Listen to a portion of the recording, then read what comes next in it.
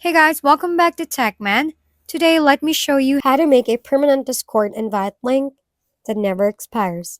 I was setting up a Discord server recently and didn't want to keep sending new invite links every time someone asked to join, so I made a permanent invite link instead.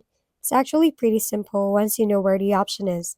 I opened my server, tapped the server name at the top, and went into server settings, then into invite section.